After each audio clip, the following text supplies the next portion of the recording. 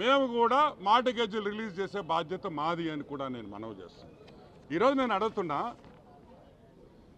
అడుగుతున్నా ఇంత లేఖితనమా, ఇంత బాధ్యత లేదు ఆఫీసర్లకి అంటే మిడిల్ క్లాస్ వాళ్ళు పేదవాళ్ళు వచ్చి చిన్న చిన్న అపార్ట్మెంట్లు కొనుక్కుంటే ఇష్టం వచ్చినట్టు డీవియేషన్లు చేసి వాళ్ళ జీవితాలు నాశనం చేసేదానికి ప్రయత్నిస్తున్నారా మీ డబ్బు కోసం అని కూడా నేను అడుగుతున్నా.